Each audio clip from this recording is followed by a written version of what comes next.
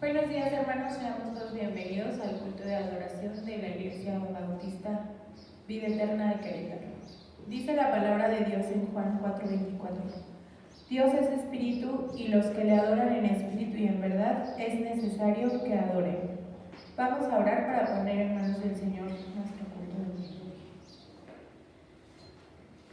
Señor, te damos gracias, Padre, porque tú nos permitiste llegar aquí con bien. Te pido, por favor, Señor, que tú tomes este culto en tus manos, que sea para gloria y honra tuya, Señor, y que todo lo que tú tienes para decirnos el día de hoy sea por nosotros entendido, Señor, así como también pongas en nuestro corazón el creer como el hacer, Señor, para poder llevar, Señor, a los demás fuera de esta iglesia, Señor, también tu mensaje, tu amor, Señor, y tu salvación.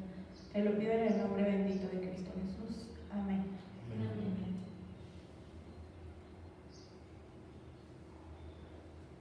Dice también Mateo 18:20, porque donde están 2 o 3 congregados en mi nombre, ahí estoy yo en medio de ellos. Hermanos, alabemos. Mañana hermosa, nuestro Dios precioso. Dices, este canto es el Salmo 100.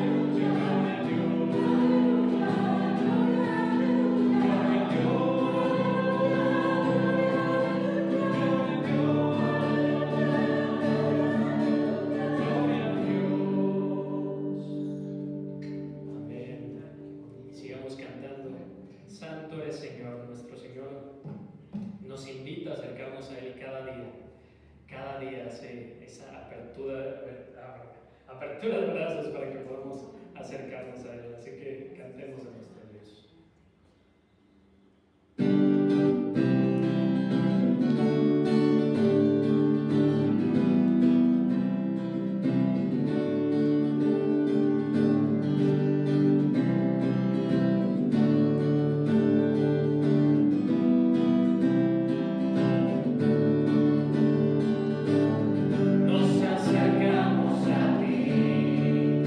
Nuestra fuerza es tu gozo.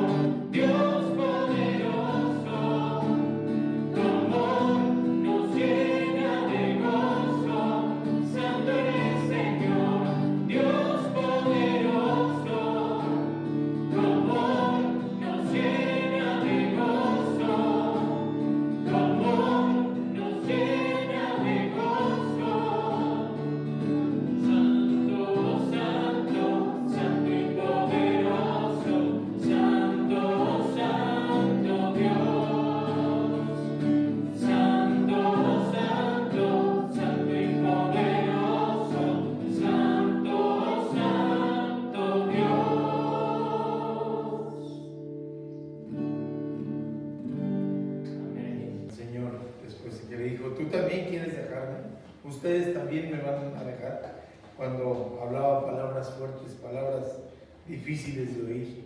¿A quién iremos? Y pues la respuesta mejor es a Dios. La respuesta mejor es a Dios y a su santa palabra. Por eso, mis queridos hermanos, les voy a pedir, si tienen una Biblia, la pueden tomar con la mano, si es electrónica, si es impresa, y podamos decir con confianza este trío de 3 declaraciones. Son 3 declaraciones, si ustedes se dan cuenta, nuestra profesión de fe está dividida en 3 y cada una de esas partes tiene 3 porciones. Así que digamos con convicción: la palabra de Dios contenida en este libro es la verdad que acepto creer, es la enseñanza que me comprometo a seguir y es la esperanza que me atrevo a confesar. Nada me impide recibirla, nadie evitará que la haga parte de mi vida y por ningún motivo dejaré de proclamarla.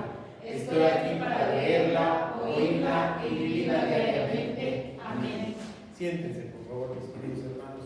Si me permiten, voy a hacer una oración para empezar ya la parte de la predicación de la palabra de Dios. Cierren sus ojos, inclinen su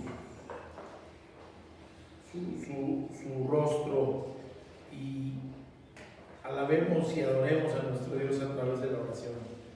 Señor Dios, tú eres poderoso, eres grande en misericordia, eres tardo para la ira y eres también absolutamente misericordioso. Tu esencia es el amor, Padre bendito, y has provisto todas las cosas para que podamos vivir conforme a tu voluntad, Padre bendito. Te damos gracias por esa provisión de tu bendita palabra y te pedimos, Señor, que nos hables en la mañana de hoy para que salgamos con más crecimiento espiritual, nutridos, con cuestiones, con cuestionamientos, con dudas, con tambaleos, Padre, resueltos, y que caminemos firme el camino de la fe, como es tu voluntad, Padre bendito. Te pido, Padre, que nos hables hoy y que todo lo que hagamos sea como una ofrenda de olor grato para ti, para tu honra y para tu gloria. Lo pedimos en el nombre de Cristo Jesús. Amén. Seguimos pues con la entrega 5 de esta serie, que son las verdades divinas y eternas. Y ahora, ¿qué creen que toca? Precioso, la verdad, la iglesia. Y lo tenemos dividido en tres grandes enseñanzas. ¿Qué es la iglesia? El porqué de la iglesia y el para qué de la iglesia. ¿Sí? Y antes de esto, pues quiero platicarles una historia. Seguramente algunos ya me la han escuchado, porque es una historia que a mí me conmovió mucho cuando tuve conciencia de la historia misma, ¿verdad? Resulta que había un ancianito, ya mayor de 90 años, que se fracturó el útero. Y una doctora colega me dijo: oye, te invito a operarlo, vamos a operarlo juntos. Y sí, operamos al señor juntos, le pusimos un clavo. El señor muy callado siempre, el señor no era de gran plática. Y esta colega y yo compartimos que damos consulta en el mismo sitio. Y entonces, pues resulta también que ella, así sí, está diferente. Gracias, Dani. Resulta que un día llegó el señor a consulta y me dice: ahí está nuestro pacientito, venga a saludarlo y verlo. Entonces me salí de mi consultorio, lo fui a ver, y sí, efectivamente, ahí estaba. Me da pena no recordar su nombre, tiene ya varios años esta historia, pero sí, lo vimos, lo revisamos, vimos su herida muy bien, gracias a Dios. Su huesito iba pegando muy bien. Y de repente me comentó la doctora, me dice: el señor fue pastor de una iglesia. Y entonces dije: ay, ahora sí que ¿por qué no dice nada? Fue su hija la que me dijo: sí, efectivamente, él fue albañil Y cuando nos preguntaron a qué se dedicaba, dijimos albañil. Y por eso usted no sabía que él había sido pastor de una iglesia. Y me dijo, ¿y qué cree? Levantó muchas iglesias. En las dos acepciones, en levantar los muros de un templo y en edificar la iglesia del Señor. Fue una cosa que me impactó en ese momento, pero lo que me impactó más fue lo que me dijeron. Él nunca aprendió a leer ni a escribir. Y decía yo, como fue pastor, se sabía la Biblia de memoria. Él podía citar pasajes completos de la Biblia con su memoria. Y su cara se iluminó cuando empezamos a hablar del Señor. Se iluminó. Y entonces ya no fue el viejito calladito. Era el pastor. Eso me impactó. Y sí, tenemos el concepto en la religión popular de decir, vamos a la iglesia y son los muros, son las paredes, es la construcción, que a mí, les soy franco, me gusta a veces visitar templos antiguos con pinturas que son verdaderas obras de arte, con ornamentos, con unos órganos monumentales costosísimos y preciosos. Y luego digo, ¿para qué tanta fastuosidad? ¿Dónde enseñaba el Señor? Primero en las sinagogas, después cuando les empezaron a prohibir entrar en las sinagogas, a las afueras de los pueblos, en el campo, en la tierra, en el monte. El sermón más famoso es el sermón del monte, y se llama así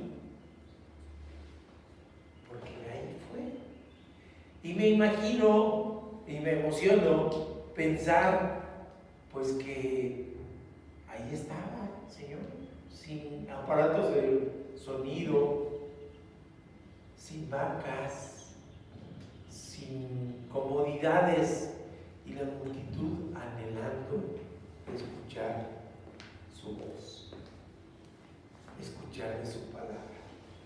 Debió haber sido emocionantísimo. Había un templo en ese tiempo, pero era el templo de los judíos. Pero los cristianos que estaban haciendo el cristianismo y la iglesia no tenían templo, pero empezaban a hacer iglesia. No había tabernáculo, no había tienda de campaña, no había otra cosa, pero empezaban a hacer iglesia. Y entonces me cuestioné, tomando ese pensamiento de ese varón que, pues, providencialmente, porque el Señor así lo quiso, nos tocó atender. ¿Qué es la iglesia? ¿Qué es la iglesia? Y vamos a ver esa primera enseñanza. ¿Qué es la iglesia? Y lo primero que tendríamos que diferenciar es qué es la iglesia para nosotros y qué es la iglesia para Dios. Porque a lo mejor la visión es diferente. Hay quien piensa que la iglesia es como un club social, un lugar donde llego a socializar, un lugar donde voy a hacer amigos, un lugar en donde puedo tener confianza con la gente. Un lugar en donde si se me olvida la cartera, lo más seguro es que aparezca, a diferencia del mundo. Y me pasó. Cuando fuimos a la iglesia Betel de Satélite, les voy a contar ahora sí que de la prehistoria de esta iglesia, de esta comunidad. Cuando el pastor Gilberto nos da la indicación en ese febrero del 2020 de empezar una obra nueva, lo primero en lo que me di tarea fue a visitar a las iglesias bautistas de la zona, en donde pensé que iba a estar el cercano. Dice que uno pone y Dios dispone, y digo no, por ahí no, toca por otro lado. Pero lo que fui fue a visitar las iglesias, y cuando fuimos a Betel de Satélite, que la conocíamos porque estaba juntito a la escuela donde iba Carla, se me cayó mi cartera. No conocía a nadie, nadie nos conocía. Saludé al pastor, le dije que íbamos a iniciar obra nueva y que quería presentar. Ahora, por cierto, va a ser el presidente de la Convención Queretana. Pero ahí se me perdió la cartera, le dejé mis datos. Y a los pocos minutos recibí una llamada. ¿Te acuerdas que andábamos por ahí? Venga, porque se cayó su cartera y aquí la tenemos. A diferencia del mundo. Pero sí, ¿qué es entonces la iglesia? ¿O qué es la iglesia para Dios? Así que vamos primero a ver qué nos dice su propia palabra de lo que significa su iglesia para Dios. Al igual que la familia, la iglesia es una creación de Dios. Es decir, está concebida en su plan divino desde el principio de los tiempos para fines específicos. Y es una de las obras principales del Señor, la iglesia. ¿Sí? Completada y continuada por su Santo Espíritu. Porque en su caminar, aunque mencionó la palabra iglesia, el Señor no estaba fundada en la iglesia cristiana, no había. Era un grupo de discípulos, de seguidores del Señor, que después de su partida se organizaron ahora sí para fundar la iglesia. Y tocados por el Santo Espíritu y guiados por el Santo Espíritu, empezaron a hacer que la iglesia funcionara. Después del ascenso del Señor a los cielos, ya resucitado. Así que edificar la iglesia fue algo que ocurrió después de la partida del Señor y para que entrara en plena funcionalidad. No podemos desdeñar la importancia que tiene la iglesia para Dios. ¿Por qué razón? Porque la compró con la sangre de Cristo. Nos dice Hechos 20:28, por lo tanto, mirad por vosotros y por todo el rebaño en que el Espíritu Santo os ha puesto por obispos para apacentar la iglesia del Señor, la cual Él ganó por su propia sangre. Y estamos hablando de Hechos, y ya el capítulo 20 ya se convirtió Pablo, ya nos narró sobre Pedro, está con los viajes y es Hechos del Espíritu Santo más que de los apóstoles, pero nos está hablando, oigan, funcionen, miren por el rebaño, porque el Espíritu Santo os ha puesto por obispos para apacentar la iglesia del Señor. Así que no fue barata. La iglesia costó la sangre de Cristo.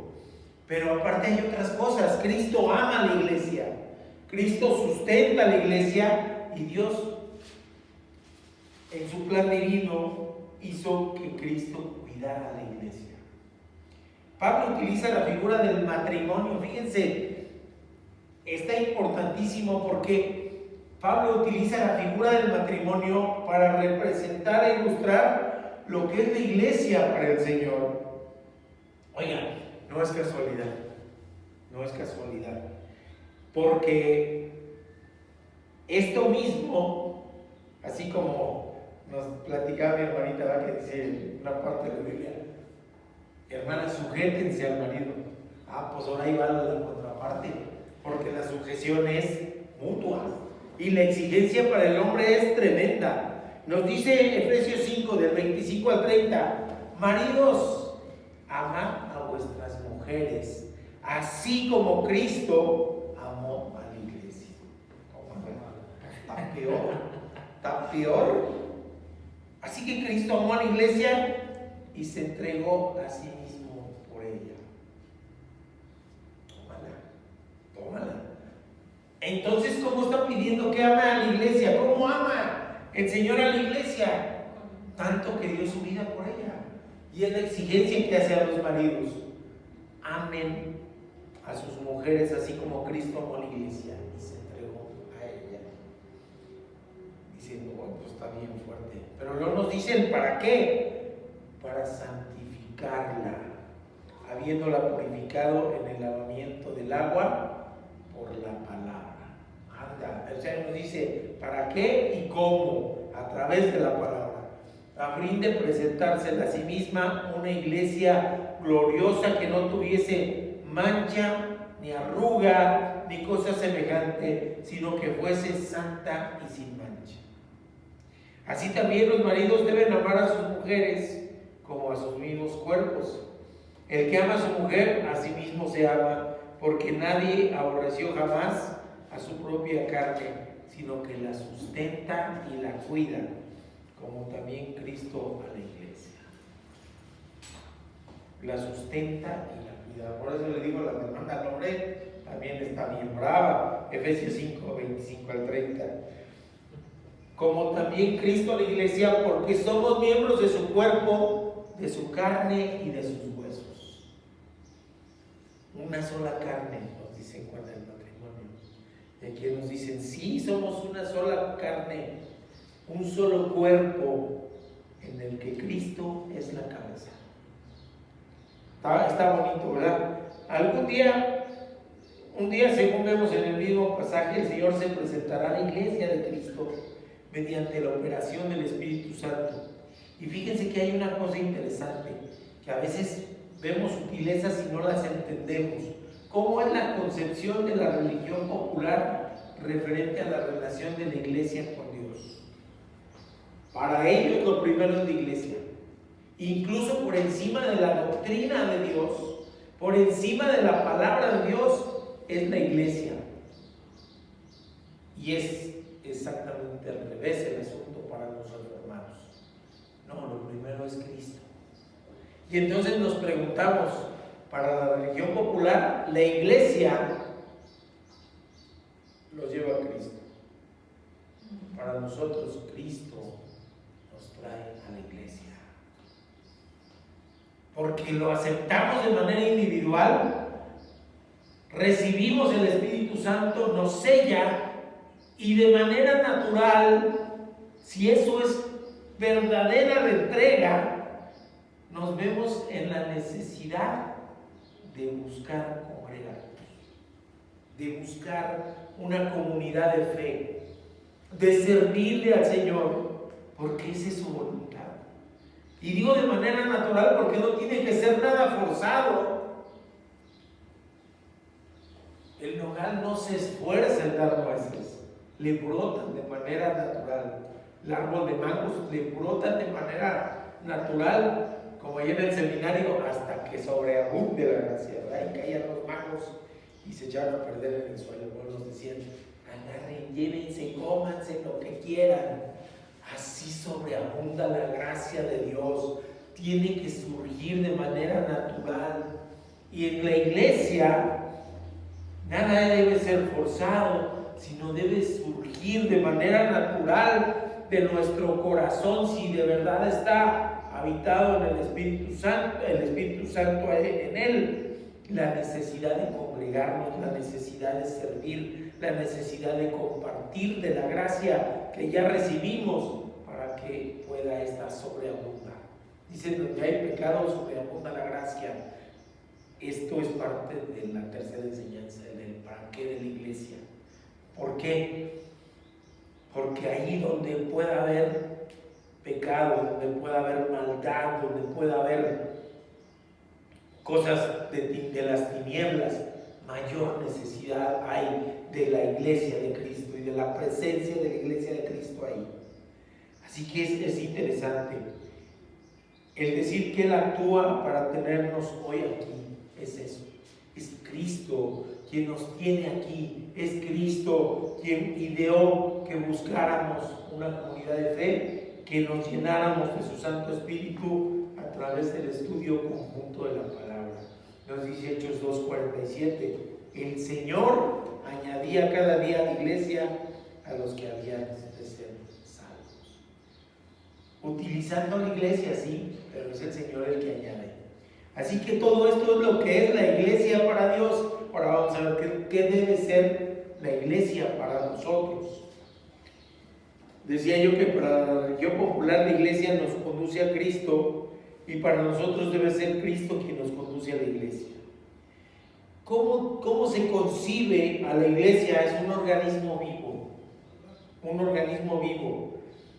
y un organismo vivo que nace a partir de un hecho fundamental. Si no vemos la obra redentora de Cristo, no es iglesia. No es iglesia. Así que ese debe ser nuestro punto de unión. Y esa obra redentora de Cristo no es algo consumado, sino es algo permanente. Y debe mostrarse a través de la renovación y la transformación de las personas que se acercan a la iglesia. Si vamos a una iglesia en donde no tenemos confrontación, en donde la palabra no nos exhorta, en donde no nos sentimos a veces con la necesidad de traer cascos porque las pedradas están bien fuertes, no es iglesia.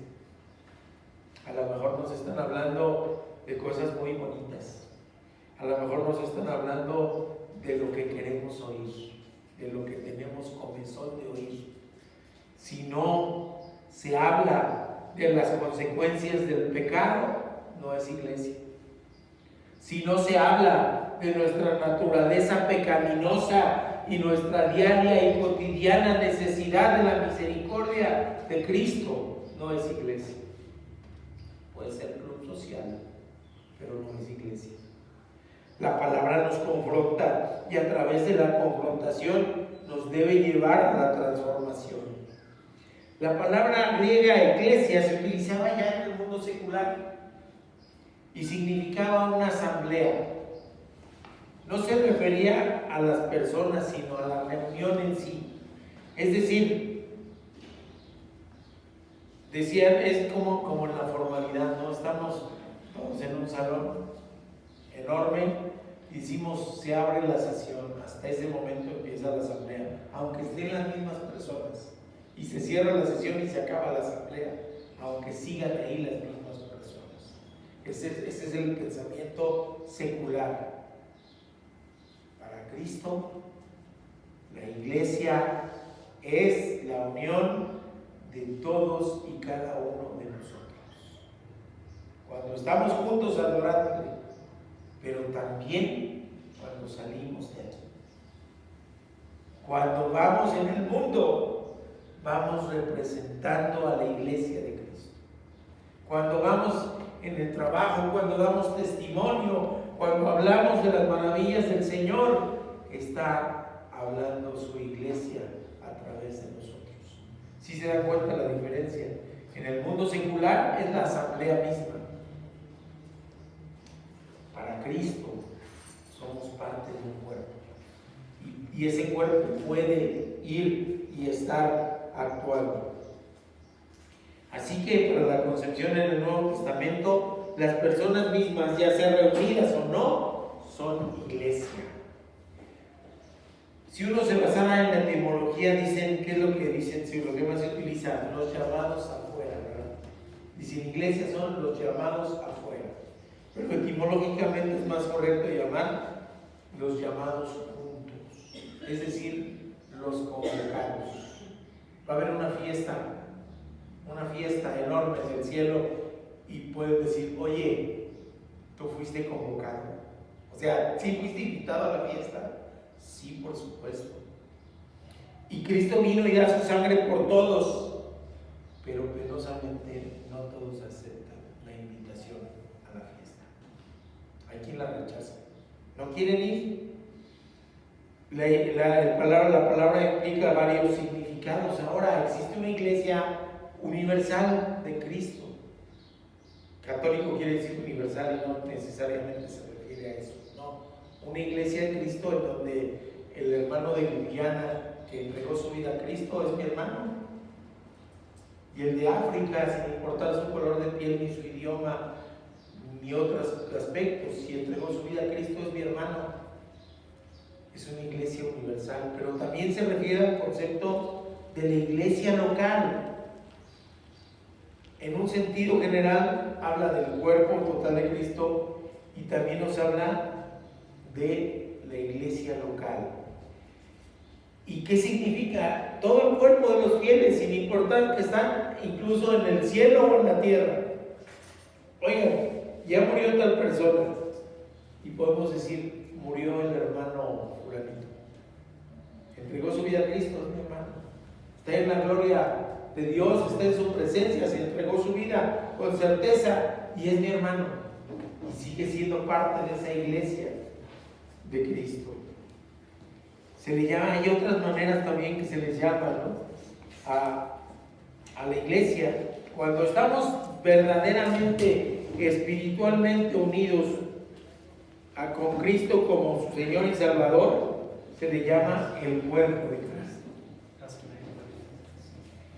El nombre se aplica, le digo, a la Iglesia Universal y a la congregación adelante. Bienvenidos. Hola, bienvenidos. Bienvenidos, pásenle. Entonces, ¿qué es lo que se acentúa con llamarlo el cuerpo de Cristo? ¿Qué es lo que se acentúa? La unidad de la iglesia. Y esta unidad es orgánica, es como nuestro cuerpo. Es como nuestro cuerpo. Y nos gozamos juntos y nos condolemos juntos. ¿Alguien ha tenido un dolor de muelas que lo tumbe? Así que digan, está barbarísimo, qué bárbaro. Oye, pues si nada más es un cachito, todo el resto del cuerpo está sano. Es un cachito así chiquito. Ay, ¿a poco sí?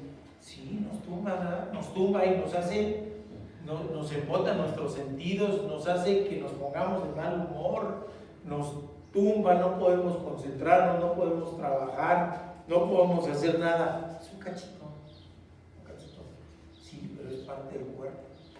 Y por eso el funcionamiento orgánico de todo nuestro cuerpo tiene que ser como un mecanismo perfectamente afinado para que funcione correctamente, ¿no? Lo mismo sucede en la iglesia. Lo mismo sucede en la iglesia. Somos un cuerpo. Y a veces por cuestión de trabajo, por cuestión de viaje, por cualquier otra razón, hay ausencias. Y el cuerpo no funciona igual. No se siente lo mismo. ¿Verdad? No es lo mismo.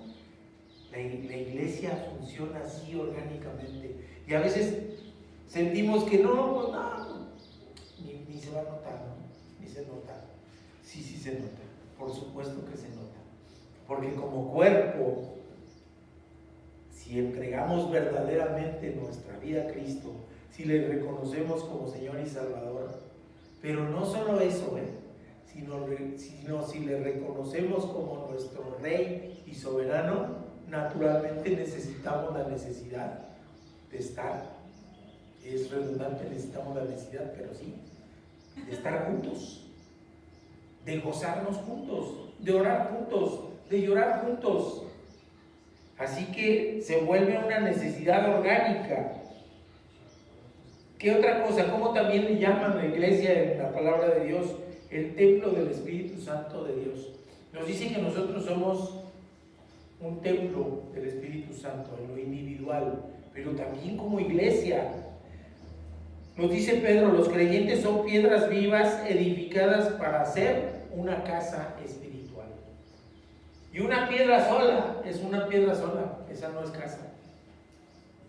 ¿De qué manera se vuelve casa? Los ladrillos, cuando se organizan, cuando se pegan, cuando se unen con un diseño específico, ahí se vuelve casa. Y es lo mismo, nosotros como piedras vivas no somos nada solos, pero organizados con un propósito, con el diseño divino de estar juntos, de conocer de la palabra de Dios juntos. Entonces sí, podemos convertirnos en casa y podemos convertirnos en templo del Espíritu. La iglesia debe ser para nosotros más que 4 paredes. La iglesia debe ser refugio. La iglesia debe ser paz. La iglesia debe ser consuelo. La iglesia debe ser fuente de nutrición espiritual. La iglesia debe ser sustento para los hermanos que están flaqueando y servicio para aquellos que tienen la posibilidad de sostener al que se está cayendo. La iglesia debe ser donde todos estemos unánimes, nos dice el mismo libro de los Hechos, con un mismo sentir. Que nos reunamos y nos organizamos para amar, para adorar al Señor, para crecer juntos espiritualmente y finalmente, y otra vez les digo, va a ser la tercera enseñanza, cumplir la misión que el Señor nos deja en la Gran Comisión. Y la respuesta a la demanda de la Gran Comisión que podemos encontrar en Mateo 28, del 18 al 20, sí es una respuesta individual de cada individuo. Si dice, me sumo a la cruzada de lo que el Señor dice, pero no es efectiva si no es una respuesta del cuerpo de Cristo, de la iglesia de Cristo. ¿Nos hace el favor, mi hermanito, de leernos Mateo 28, del 18 al 20? Así que nuestra respuesta como iglesia debe ser coordinada, uniforme y unánime.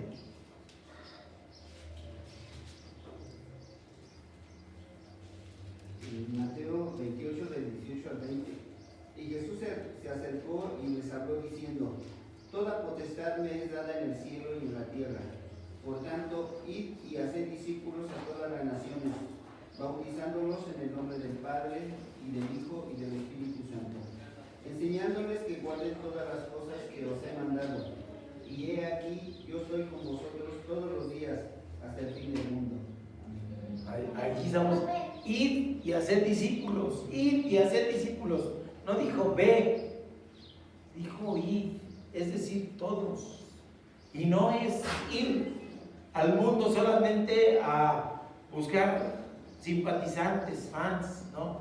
Discípulos, gente que se entregue al Señor, gente que se deje transformar por el Señor. Y entonces les digo, la consecuencia natural es, pues si plantamos mango, tienen que dar mango. Si plantamos nogal, tienen que dar nueces. El cristiano tiene que dar cristianos. Y esa es la gran comisión, que finalmente se va a volver el para qué de la iglesia. Vamos a la segunda enseñanza, el por qué de la iglesia. O sea, ya al ser eso, vemos que la iglesia es un diseño divino, que así la concibió el Señor, que la ama, que la compró a precio de su sangre, que no es el edificio, sino todos y cada uno de nosotros. Y entonces nos dice ahora, ¿por qué la iglesia? ¿Por qué? Porque hay quien piensa que puede adorar a su modo. Dice, no, yo sí creo, pero pues ese es mi modo. O voy a ver las cosas conforme yo quiera, no conforme me digan. Y entonces, ¿qué hacemos? No, vamos a buscar verla a través de la óptica de la palabra de Dios, que es la voluntad de Dios. Esa debe ser nuestra visión.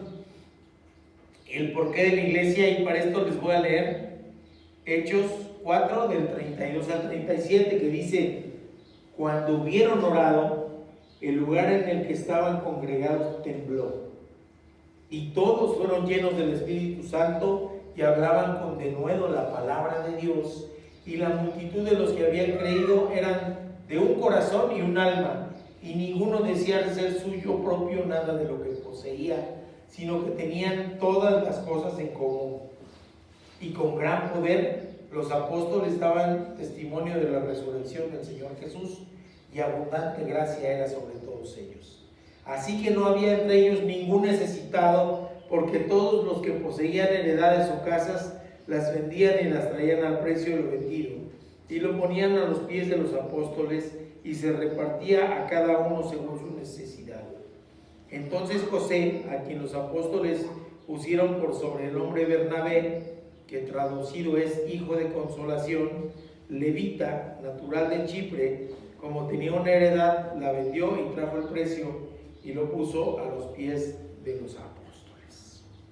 ¿Y aquí qué podemos encontrar? Fíjense que es extremadamente interesante que en este pasaje nos ilustra sobre por qué el Señor pensó en la adoración mediante una convocatoria a la que habrían de responder aquellos para que el Señor es su único y suficiente Salvador. Así que es eso, decimos único y suficiente Salvador. ¿Qué es eso de ser único y suficiente Salvador? Si yo quiero ser salvo, si yo quiero trascender la vida eterna, no necesito a nadie más que a Cristo. Nadie más. Eso sería, digamos, el primer paso. Porque el segundo sería, ok, ya acepté a Cristo. Ya dije que sí. Incluso ya me bauticé. Pero ahora viene lo siguiente, que es más demandante. Reconocerle como Rey y soberano. Y entonces no le voy a regatear. O sea, cuando alguien es mi rey, le digo, sí, tú mandas, tú tomas el control de mi vida. Yo sé que tú me amas, tanto que entregaste tu vida en la cruz del Calvario, tanto que entregaste toda tu sangre por mi perdón y mi salvación, y por lo tanto confío plenamente en ti. Ya no soy yo, ya no vivo yo, dice Pablo, ¿verdad? Sino vive Cristo en mí. Y entonces, si se sube a mi carro, le dejo las llaves, le digo, ven, llévame a donde tú quieras, porque sé que a donde tú me vas a llevar va a ser mejor que a donde yo quiera ir. Y lo creo plenamente. Entonces les digo, no es solamente el creer, sí, como único y suficiente Salvador, sino después como Rey y soberano. ¿Quién es el soberano? El que no tiene que darle cuentas a nadie, el que es absoluto en su manera de ser. Nosotros somos soberanos, pues estamos peleando, ¿verdad?, como nación con alguien que se cree soberano y sobre todas las naciones de la tierra. Y entonces está el jaloneo. Oye, sí, pero tú tu soberanía y nosotros la nuestra. Ya vamos a negociar, pero con Dios no. Con Dios no. ¿Por qué? Porque si yo dudo que si a donde me va a llevar va a ser un lugar malo, o nocivo, o no tan bueno, pues entonces no le estoy conociendo o reconociendo como mi Rey y soberano. Así que son dos pasos: reconocerle como suficiente Salvador y después como Rey y soberano. Y tengo entonces que vivir, porque eso no es solamente de que mi boca lo declare, sino que mi estilo de vida debe demostrar que es mi Rey soberano. En la cotidianidad, ¿verdad? Si soy comerciante y doy kilos de 900, pues no está siendo mi Rey soberano, ¿verdad? Tengo otro rey que tiene un águila al reverso, ¿verdad? Si yo actúo de una manera incorrecta, no como ciudadano del reino de Dios, sino ciudadano del reino de la tierra, en donde hay un príncipe de maldad, pues estoy viendo a ver quién está mandando sobre mi vida. Y entonces sí. Ahora, fíjense lo interesante. Si somos ciudadanos del reino de Dios, ¿a poco el reino nada más tiene un súbdito? No, hombre, somos un montón. Por lo tanto, el cristianismo no es de ermitaños. El cristianismo no es de solitarios. El cristianismo no es... Dice el Pasquil que una de las canciones más antibíblicas que puede hacer es el de A mi manera, ¿verdad? Y hay quien la canta y hasta sienta así, pero hasta llora. Si al final se acerca, ya voy a hacer las cosas a mi manera, voy derecho y no me quito y no me importa si atropello o no atropello. Esa es mi manera. Y si me equivoco, pues me voy a ir al hoyo, pero esa es mi manera.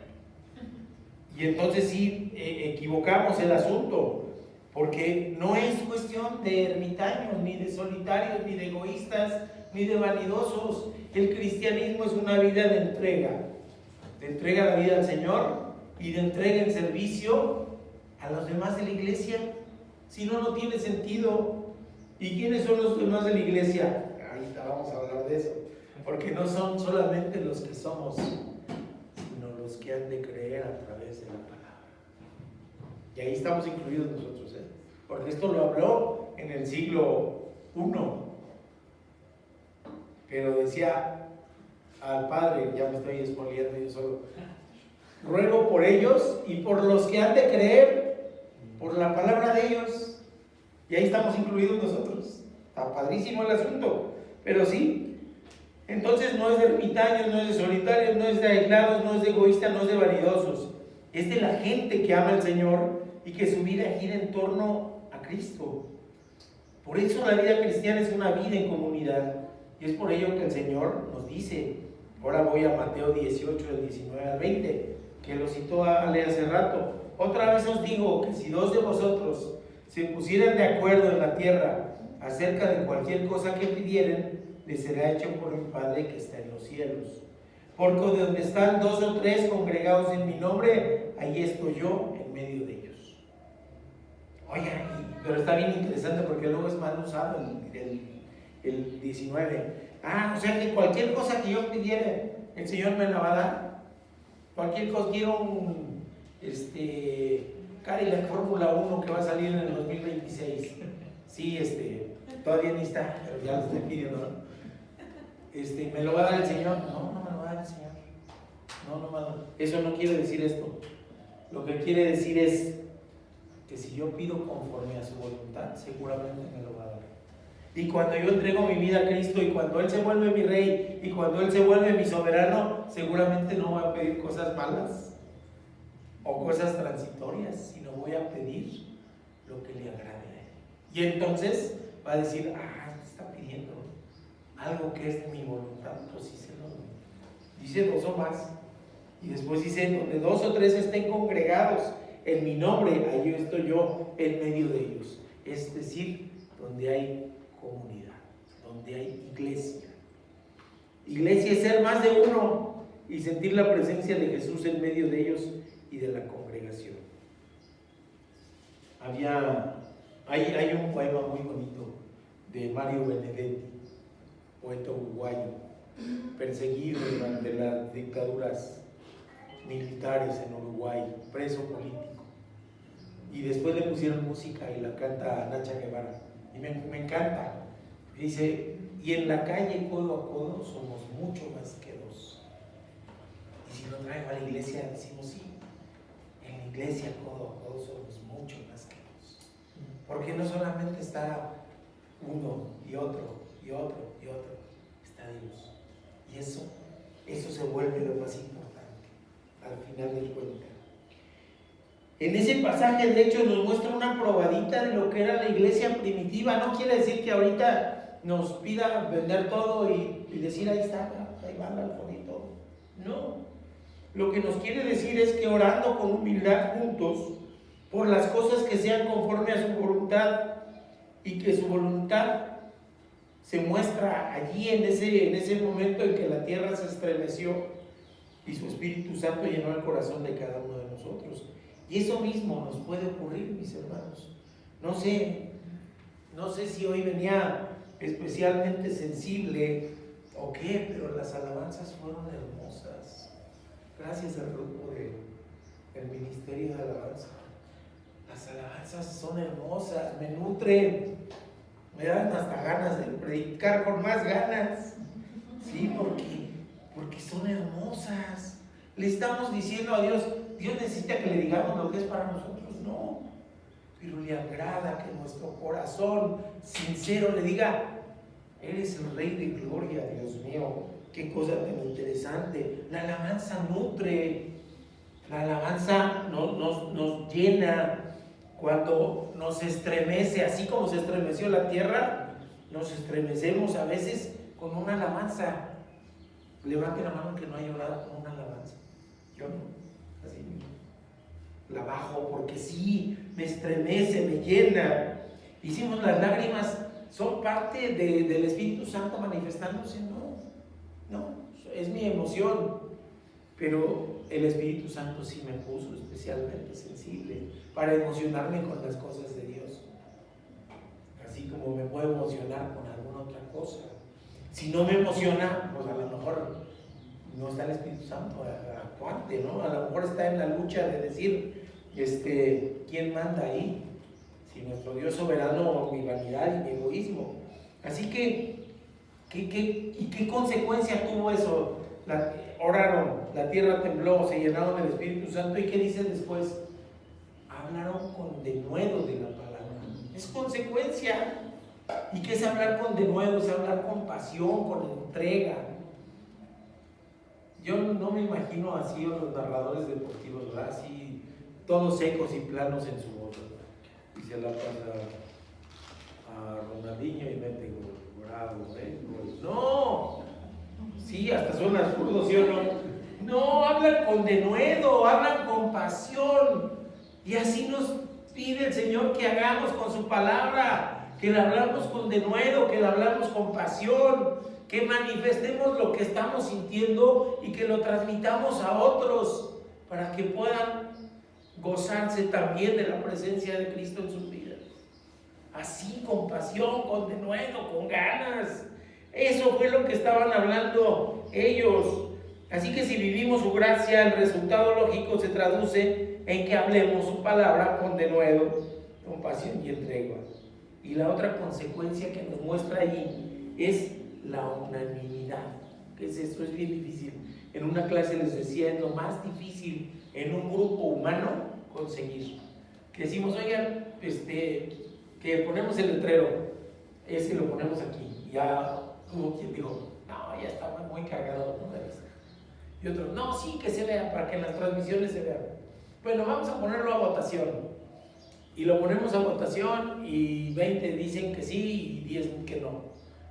Los 10 se van a sentir frustrados porque perdieron. Y los otros pueden sentirse vanidosos y orgullosos porque ganaron. ¿Es lo mejor en el gobierno humano que se ha conseguido la democracia? Sí. Pero no es lo mejor. En la iglesia de Cristo, cuando tenemos todos el mismo pensamiento, cuando estamos todos en un mismo sentir, con nuestro corazón y nuestra mente alineada para hacer las cosas conforme a la voluntad de Dios, entonces ahí podemos conseguir la unanimidad. Es decir, todos de acuerdo. Ahí no hay perdedores, todos ganamos. Todos ganamos, ¿se dan cuenta? Y eso es en cualquier asamblea. Si votamos, pues hay perdedores y ganadores, pero si estamos todos en el mismo sentir, todos ganamos. Y aquí que nos dice que el Espíritu Santo les llenó y estaban todos unánimes con un mismo corazón y un mismo pensamiento. Está bien difícil en los humanos conseguir la unanimidad. Así que, ¿qué nos dice esto? Igual que Mateo 5 en el Sermón de la Montaña, lo que nos está diciendo, que no sean las cosas materiales lo que predomine, que no haya egoísmo, que vivamos en comunidad y que atendamos al necesitado, principalmente, pero no únicamente desde el punto de vista espiritual. ¿Sí me explico? Sí podemos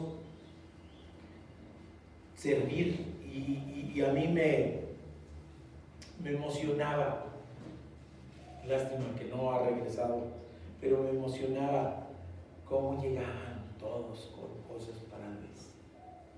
Qué pañalitos, qué ropa, qué todo esto, unánimes todos en un mismo sentir, parece pequeño, parece bebecito. Eso es lo importante.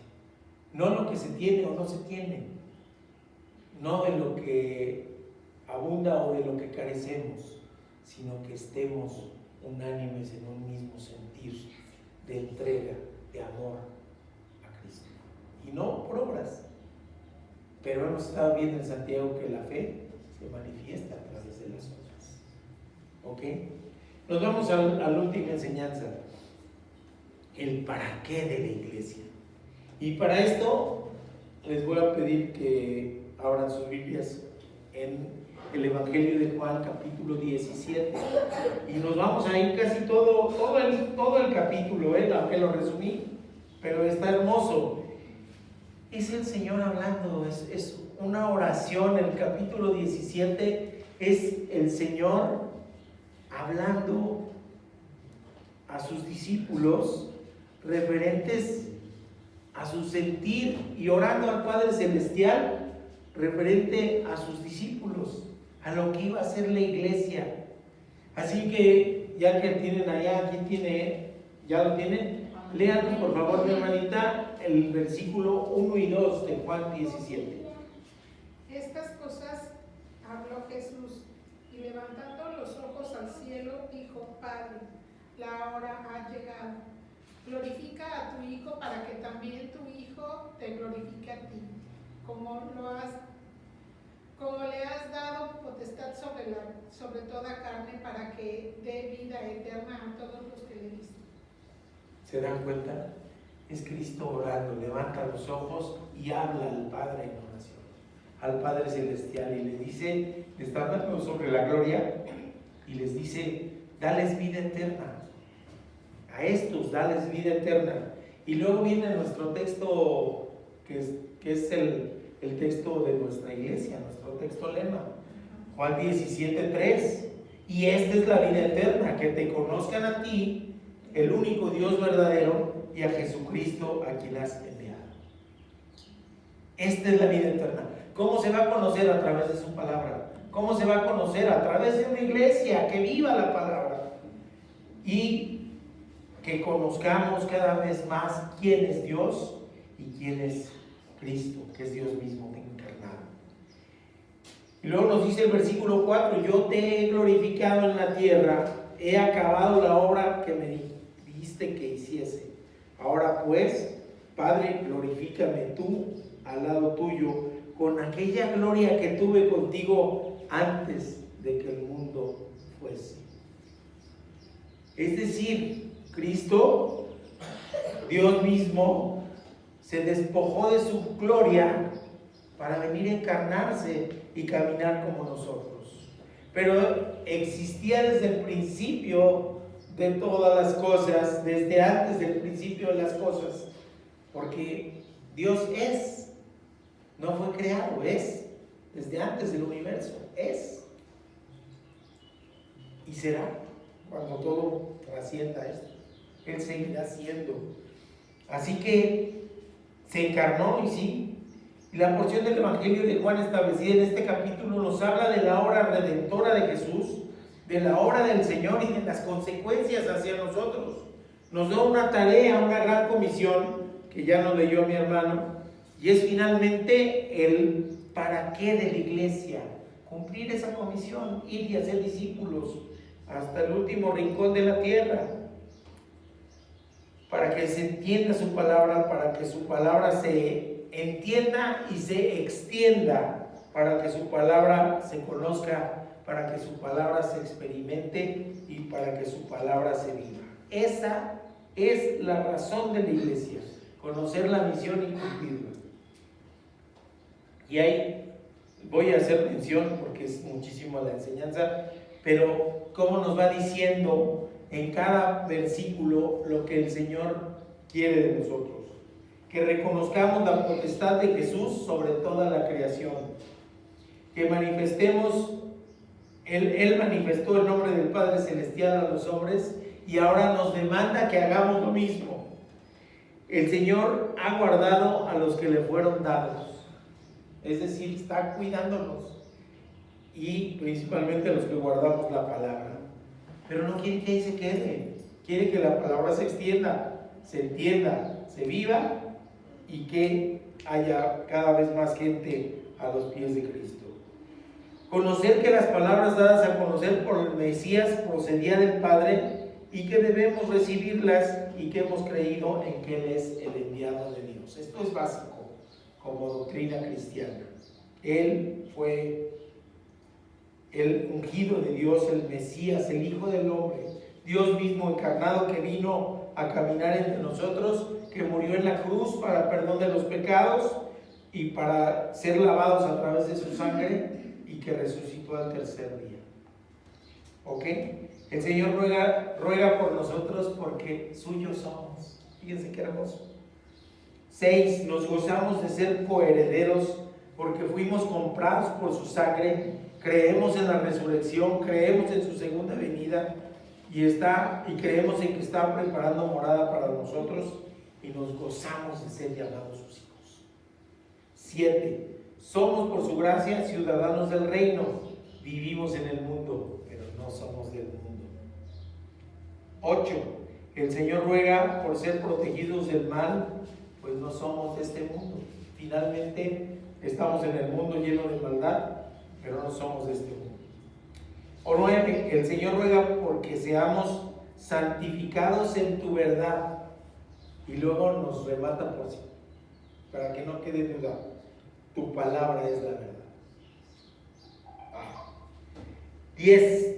Como tú me enviaste al mundo, así los he enviado al mundo. Ahí está, nos está mandando. ¿El para qué de la iglesia? Para que el Señor nos mande al mundo. A un mundo impecable, un mundo impoluto, no, un mundo con toda la maldad que hay, pero ahí tenemos que ir protegidos por Él, porque no somos de este mundo, ¿ok? Pero no nos excluye, no nos saca, no nos dice son ermitaños, son limpios y puros y bien bonitos y los pongo aparte, no se me vayan a manchar. No, hombre, nos dice caminen del lodo, no se manchen del lodo, pero van a caminar, van a terminar sucios, pero van a llevar mi palabra. Fíjense qué interesante. 11. Mas no ruego solamente por estos, sino por los que han de creer en mí por la palabra de ellos. Y le está hablando a los oyentes originales. Sí, ellos iban a seguir con su palabra. ¿Y quiénes son los que íbamos a creer por la palabra de ellos? Pues todos los demás, los que seguimos, las generaciones que seguimos. Y ahora, ¿qué creen? Tiene la responsabilidad. Las generaciones que vienen van a creer ¿por quién? ¿Porque oyeron a Pedro? ¿Porque oyeron a Pablo? No, porque nos están oyendo a nosotros, porque nos deben oír a nosotros. Y si no nos estamos haciendo oír, estamos fallando. ¿Ok? 12. Para que todos sean uno, otra vez la unidad de la iglesia y la unanimidad, como tú, oh Padre, en mí y yo en ti, que también sean ellos uno en nosotros, para que el mundo crea que tú me enviaste. La gloria que me diste yo les he dado, para que sean uno, así como nosotros somos uno. ¿Vieron cuántas veces dijo uno? El Padre con el Hijo, el Padre y el Hijo con su iglesia, y a través de eso se manifiesta su gloria. Escuché a un analista de Fórmula 1 que decía, más fuerte se puede hablar, pero más claro no. Y sí, tienes razón. O sea, más claro no. 13. Para que sean perfectos en unidad, para que el mundo conozca que tú me enviaste y que los has amado a ellos como también a mí me has amado. 14. Padre, aquellos que me has dado, quiero que donde yo estoy, también ellos estén conmigo, para que vean mi gloria que me has dado, porque me has amado desde antes de la fundación del mundo. Y 15. Padre justo, el mundo no te ha conocido, pero yo te he conocido, y estos han conocido que tú me enviaste, y les he dado a conocer tu nombre, y lo daré a conocer aún, para que el amor con que me has amado esté en ellos, y yo con ellos. Está hermoso. ¿Qué más? Ya casi. Todos estos puntos están en una oración. Es Jesús orando al Padre. ¿Por quién? Por aquellos y también por nosotros. Y nos está hablando de una responsabilidad. Es una oración que sale de la misma boca, de la garganta, de los labios de Cristo, de Jesús, ya en la parte final de su ministerio terrenal, marcando puntos esenciales de lo que hay en el corazón del Señor en ese momento, a punto de ser crucificado casi. Así que es hermoso. Y el punto principal del para qué de la iglesia es el 11, me regreso. No ruego solamente por esto, sino por los que han de creer en mí, por la palabra de ellos. Así que ese es el para qué de la iglesia. Tenemos que nutrirnos de la palabra, tenemos que nutrirnos espiritualmente, crecer espiritualmente. Si no hemos crecido espiritualmente, algo está pasando. Quizás no nos estemos nutriendo adecuadamente, pero tenemos que crecer. Dice literalmente, y se refiere, les digo, a los oyentes de aquel entonces y también a los de ahora. La iglesia tiene entonces como razón de ser cumplir la gran comisión, ir y hacer discípulos y bautizarlos en el nombre del Padre, del Hijo y del Espíritu Santo. Y todavía remata el Señor, por si tenemos dudas, por si nuestro ánimo flaquea, por si no tenemos la voluntad, y yo estaré con ustedes todos los días, porque no depende de nuestras fuerzas, sino de Él en nuestra vida. Así que tenemos un desafío, mis queridos hermanos, un desafío fuerte, que ahora sí ya es para el final, ya. Sí, un desafío, ser iglesia. ¿Cómo es eso de ser iglesia? Pues ya no nos dijo el Señor, ser iglesia. Si hay algún impedimento en mi vida, en mi corazón, en mi mente, para integrarme plenamente al cuerpo de Cristo, meditémoslo. Hagamos de un lado, seamos la iglesia que Dios quiere que sea, así como nos las planteó, así como nos las está diciendo, orando juntos, conociendo de su palabra juntos, unánimes, con un solo sentir en el corazón y cumpliendo la gran comisión. Fuerte el desafío, pero créanme que el camino es hermoso. El camino es hermoso y vale la pena recorrerlo. Seamos iglesia, mis queridos hermanos. Si me permiten, voy a orar. Señor Santo, gracias te damos por tu bendita palabra, Señor, porque nos exhortas, porque nos muestras cuál es tu voluntad para nosotros en la tierra. Ser iglesia, ser comunidad, estar integrados plenamente al cuerpo de Cristo, del cual es cabeza nuestro Señor Jesucristo, el cual es guía, el cual ama y cuida como el marido debe cuidar a la esposa, Padre bendito. Te damos gracias por tu palabra y te rogamos que seas con nosotros hoy, en esta semana que está por iniciar, en el nombre de Cristo Jesús. Amén. Les invito a que nos pongamos de pie, digamos nuestro texto lema y después nos despidamos alabando a nuestro Dios. Y esta es la victoria que ha vencido al mundo, nuestra fe. Primera de Juan 5:4. Alabemos, mis queridos hermanos.